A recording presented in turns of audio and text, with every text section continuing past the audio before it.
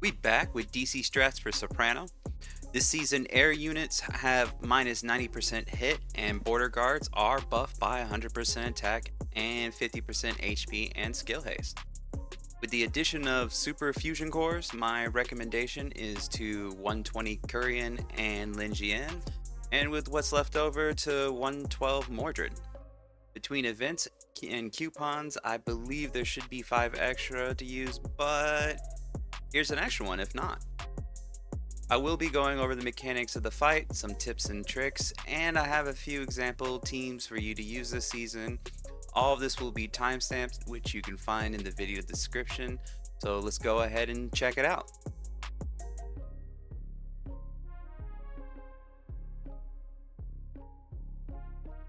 So the pattern enhance basically makes it where you don't see phase 2 anymore. Instead of phase 2 happening at 60% HP, the boss only goes into phase 2 when she ulties, which is honestly kind of a godsend to us because phase 2 was a butt. So for the special conditions, basically you can't play anything that's 3 costs or less. That does not include leader ability. If you do, the boss will absolutely go insane, gaining massive attack buff, massive skill haste, I believe, and she's just you don't want to mess with it. But this is actually a pretty cool animation. I'm not gonna lie. It's like glitching out. Boss is now a tower. And instead of skill, well, she still kind of has skill haste, but now all of her attacks are fury based. Her special and her ulti. Boss has 2 types of basic attack. The range attack has 10 valid hits, and if you're not within a specific range, we'll start using that. Once you're in melee range, the boss has a 3 valid hit basic attack. After 6 basic attacks, the boss will use its enhanced attack, which is a 2 hit, 3 valid hit. Boss's special, indicated by the blue bar underneath her portrait, will knock back your entire team and put them asleep for 15 seconds. This will not hit the ship.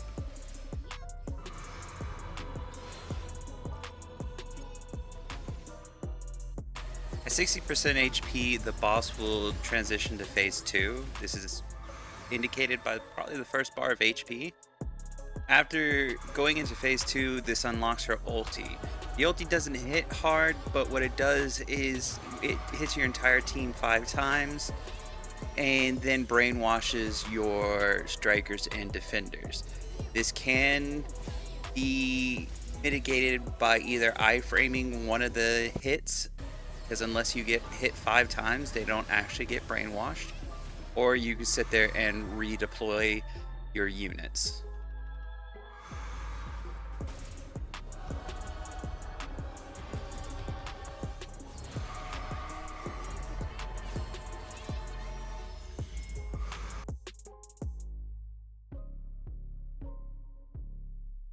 Here are the stats for nerds.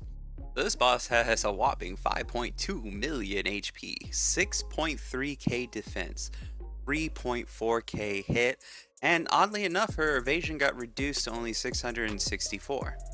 This means that your tanks are going to need at least 1,839 or more evasion, and your DPS will need 1,245 or more hit if you did not shred any evasion, and then 623 or more hit if you shred the evasion by 50%.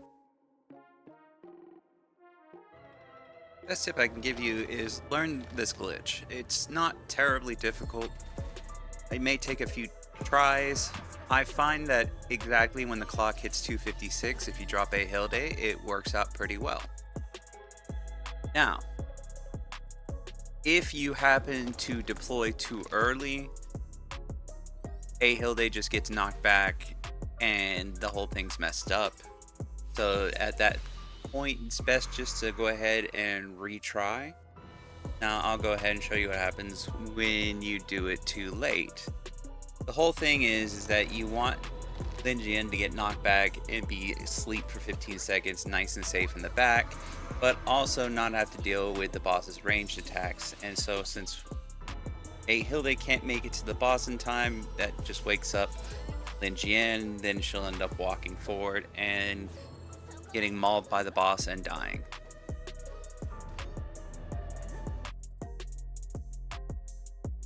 We're going to start this off with an old trick.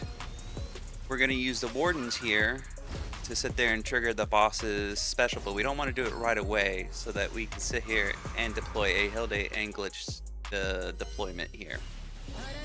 So while we got some time, if you don't happen to have Mordred, you can replace her with a 4-cost or above sniper. It won't be as good, but it's pretty much the only thing the only way you could do this run otherwise. Now, at this time we deploy Lin Jian and Seal at the same time back here so that they get knocked back as soon as they get to the boss.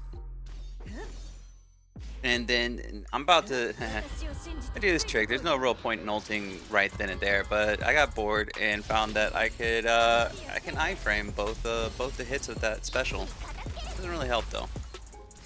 But if Seal and Lin Jian happen to live long enough, and you can ulti on both of them, then you can sit here and deploy Mordred, ulti on Korean, and pray for RNG.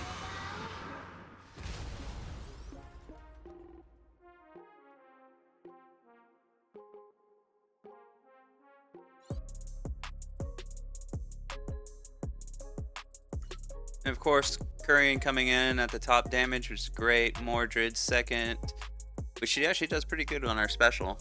And of course, Korean doing 4.4 million. Ship's going to be Matador and Vivian as the operator. For a Hilde, I'm using CDR, and I'm kind of using a weird... I actually really don't know if the crit damage res really helps out all that much on this fight, but it made me feel better, so I ran crit damage res. For Korean, I'm just running double anti-tower. Since we can't get anti-tower subs, we're just going full crit damage subs. For Kang was just for a video, so we're not even part of the video, so don't worry about her. For Seal, we're just going full CDR, as much res as possible. 77% skill haste seems to work well here. I feel like I could have done a little less, but worked out. Mordred, we are running full crit damage set. Double anti-tower works well, attack can work. Special damage amp can possibly do okay. I haven't really tested it too much.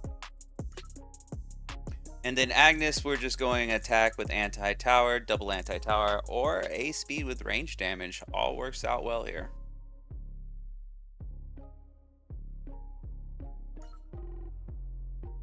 For Lin Jian, we are just running as much skill haste with ground damage res as we could possibly fit onto her. And we 120'd her because we got tired of her dying. Doesn't really help all that much, but it helped a little. Now, if you absolutely do not want to use Lin Jian or invest any cores in her, you can do this run without. Now, it is a tad bit slower, but that's fine. So we're gonna do the same glitch here, where we sit there and bug the deployment of a Hilde so that we get it close to the boss pretty quickly, and sit here for the next 30 seconds and question our life's decisions. But since we're just, since we don't have Lin Jian, we still want to sit here and deploy back here so that Seal sits there and runs up.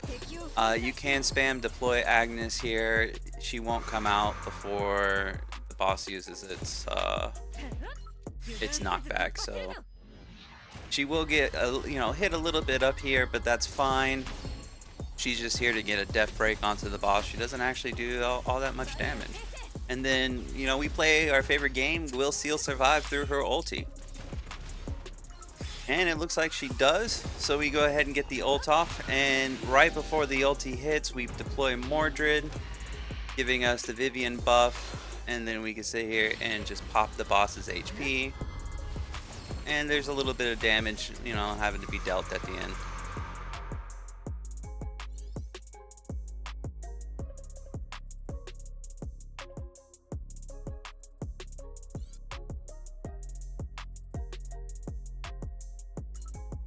And doing the most again with Mordred a second, and I'm really disappointed that Agnes does absolutely nothing on this boss.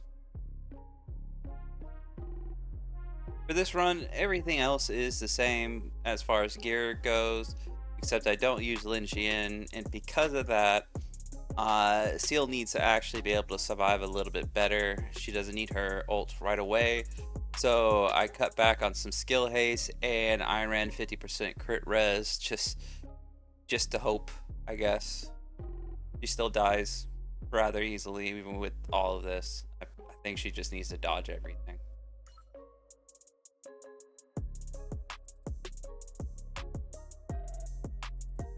Thanks everyone for watching. I hope this helps you improve your scores this season.